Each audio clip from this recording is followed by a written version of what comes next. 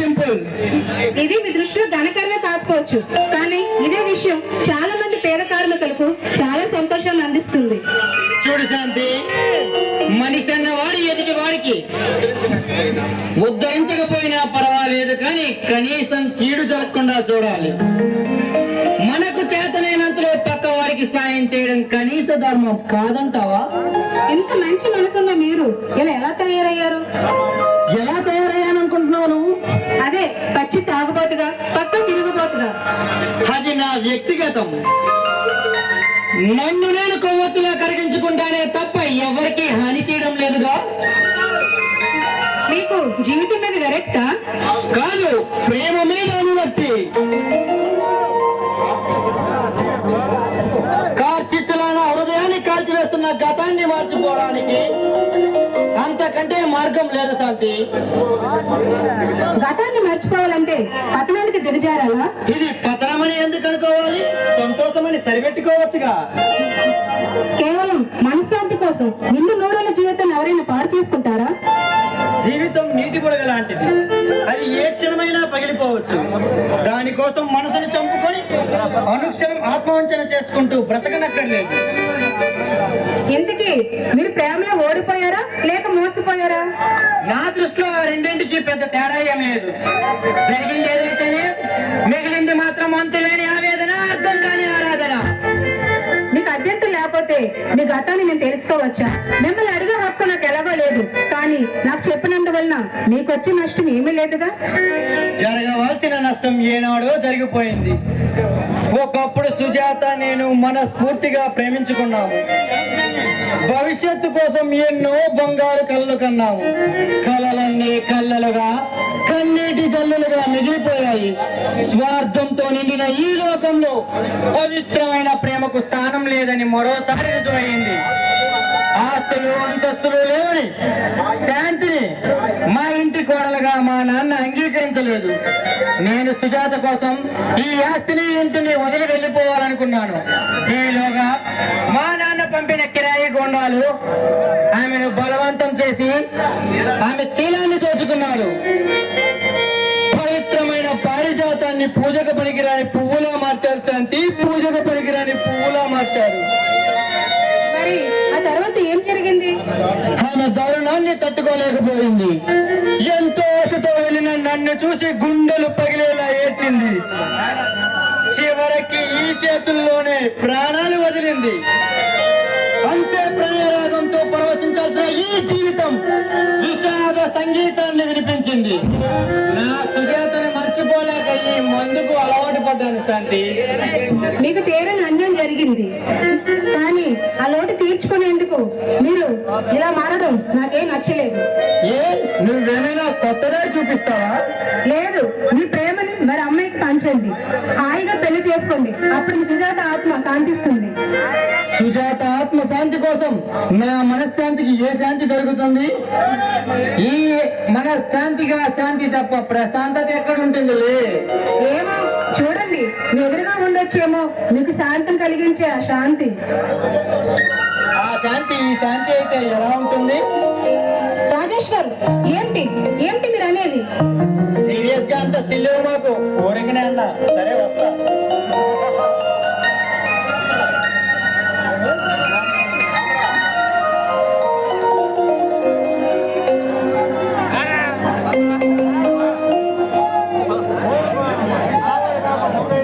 Hello శాంతి, ఏమిటి పగట కలలు కొంటున్నావు? కళలకు చోటు లేని నా మనసులో ఇంకా కళలు కూడా వస్తాయా? ఇంతకీ ఏమంటున్నాండి భగ్న ప్రేమికుడు? నీ పైట తరగానే పరవశించిపోతున్నాడా, లేక నిన్ను చూడకుండా ఉండలేనంటున్నాడా? ఆడదాని చేయి తగలగానే మెలికలు తిరిగిపోయే రకమైతే కాదు. ఏమిటి అంతగా సమర్థిస్తున్నావు? నువ్వు ప్రేమలో దించావా, లేదంటే నువ్వే ప్రేమలో పడ్డావా? నేనేమిటో నాకు బాగా తెలుసు. ప్రేమ పేరుతో మోసం చేసే నీలాంటి వాళ్ళకన్నా ప్రేమకి ఎంతో గౌరవం ఇచ్చిన అతను చాలా 100 రెట్లు బెటరు. కోపాల గురించి పాపాల గురించి భలే చెప్తున్నావే. ఇది రాజేష్ పైన తాపమా, లేదా నా పైన కోపమా? స్వార్థం కోసం ఎంతో మంది ఆడపిల్ల జీవితం నాశనం చేస్తావు నువ్వు, కానీ పవిత్రమైన ప్రేమకు లొంగ ఉంటాడు అతను. అదే మీ ఇద్దరికి తేడా. పర్వాలేదే, నీకు కూడా వల్ల తెలుస్తుందన్నమాట. నిన్ను జైలుకి పంపకుండా కాపాడి నేను నీ దృష్టిలో రాక్షసుని, మధువు విందులో మగవ పందుల మొత్తం బతికే ఆర్గజెస్ నీకు గొప్పవాడా? వండర్ఫుల్! నీలాంటి విచిత్రమైన ఆడదాన్ని సృష్టించిన ఆ సృష్టికర్తకు నా జోహార్లు. నన్ను ఒక విచిత్రమైన ఆడదానిగా చేసింది నువ్వు, ఒక ఆట బొమ్మను చేసి ఆడిస్తున్నది నువ్వు. సుభాష్, ఆ సంగతి గుర్తున్నందుకు నీకు నా అభినందనలు. శాంతి, నిన్ను ఆడుకున్నా నీతో ఆడుకున్నా అంతా నీ మంచికే. ఎందుకే ఎంతవరకు వచ్చింది నేను చెప్పిన పని? నేను ఇల్లంతా వెతకాను కానీ ఆ ప్లాన్ ఎక్కడ నాకు కనిపించలేదు. షటప్! అంత తేలిక కనిపించడానికి అది మామూలు విషయం కాల్సిందే. అపూర్వమైన నిధి రాష్ట్రం. నువ్వు ఏం చేస్తావో నాకు తెలియదు. నీకు సరిగ్గా వారం రోజులు గడువిస్తున్నా. గడువు దాటిందో నీ బతుకో గడప దాడుతుంది. జాగ్రత్త.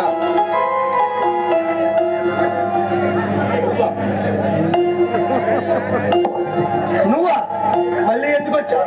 ఏ ఇక్కడ రావడానికి ప్రత్యేకమైన కారణం ఉండాలా, లేదంటే నీ పర్మిషన్ ఏమైనా తీసుకోవాలా? అది కాదు నా ఉద్దేశం. నీ ఇష్ట ప్రకారమే శాంతికి ఎక్కడ ఆశ్రయం ఇచ్చాను. ఆమెకి ఏ లోటు రాకుండా చూస్తున్నాను. అఫ్ కోర్స్ అది శాంతి మీద జాడితోను, లేదంటే నా మీద అభిమానంతో ఇవ్వలేదు. నువ్వు తప్పనిసరి పరిస్థితుల్లో తప్పించుకోలేక ఇచ్చావు. ఇదిగో ఈ ఫోటో చూడు, నీ కథ రాసలేదు. చూడు సామ్రాట్, నువ్వెవరో నాకు తెలియదు. నన్ను ఎందుకు ఇలా చిత్రం వచ్చేస్తున్నావో తెలియదు. కానీ నీకు నేను ఏం అన్యాయం చేశాను? నువ్వు నాకు అన్యాయం చేయలేదు వర్మ.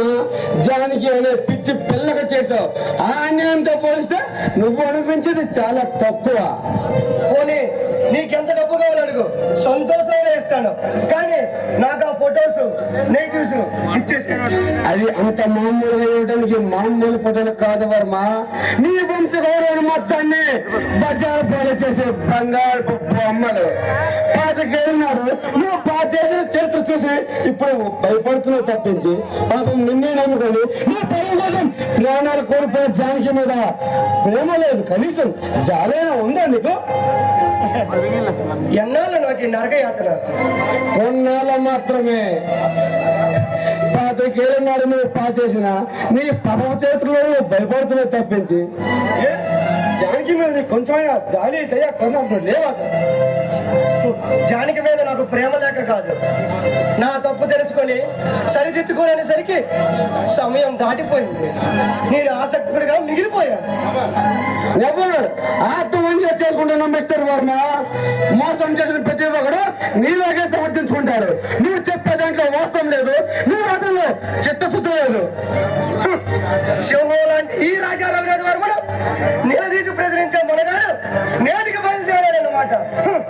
అది నీ గొప్పతనం కాదు, నా బలహీనత. జీవితంలో ఒకే ఒకసారి చేసిన తప్పుడు నువ్వు ఆయుధంగా ఉపయోగించుకుంటున్నావు. లేకపోతే 1000 మంది సామ్రాట్లైనా ఈ సార్వభౌముడి ముందు నిలబడడానికి కూడా పనికిరాడు. నువ్వు సింహానివా? నువ్వు ఒక గ్రామ సింహానివి. ఈ సామ్రాట్ సంగ్రామ సింహం. తలుచుకుంటే నేను ఇప్పుడు నడి బజార్లో నవ్వులు పాలు చేయగలను. నీకున్న పరుగు పరపతిని సమూలంగా తుడిచిపెట్టగలను. కావచ్చు, కానీ దొంగ చేతికి తాళాలు దొరికినట్టు నన్ను దోషిగా నిలబెట్టే ఆధారాలు నీ చేతికి దొరికాయి. వాటిని అడ్డపెట్టుకొని నువ్వు వెర్రవీగుతున్నావు. నేను తలుచుకుంటే నువ్వు సంపాదించిన సాక్ష్యాలతో సహా నేను పైలోకనే పంపించగలను. కానీ నరకాదం చేయడం నాకు ఇష్టం లేదు. నీకు సరిగ్గా వారం రోజులు టైం ఇస్తున్నాను. ఈరోజు అవిలోకం తెచ్చు. తర్వాత జరిగే పరిణామానికి నేను బాధ్యతను కాదు. నేను పిలుస్తున్నావా వర్మ? నాకు బస్సు కొట్టే ఈ వైకంఠ పల్లెలు ఎవరి బ్రతుకు ఆధారపడుతుందో త్వరలోనే తెలుస్తుంది. ఇది పులి మేక ఆట కాదు వర్మ. సకల చరాచర జగత్తుని ఆధాకృతం చేసగల ఈ సామ్రాట్ ప్రారంభించిన సర్పయోగం. మమతానురాగాలు మట్టుపడగాక ప్రతీకార ఉక్కుపాలతో నీ వల్ల నింపుకున్న ఈ సామ్రాట్ రెచ్చగొట్టకు.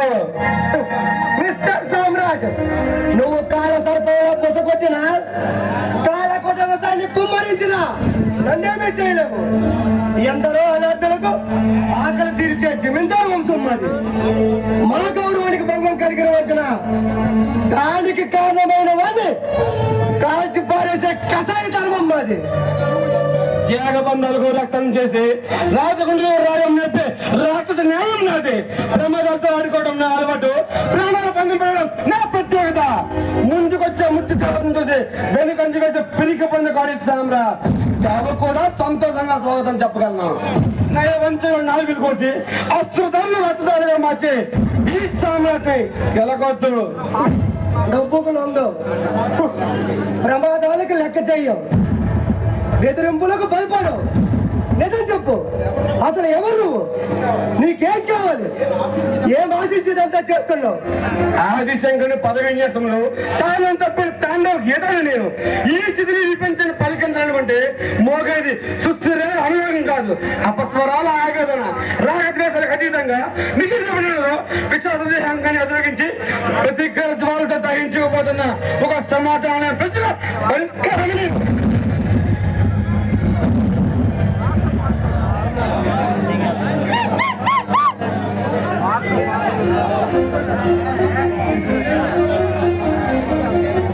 బావా, ఏమిటి అంత తీవ్రంగా ఆలోచిస్తున్నావు?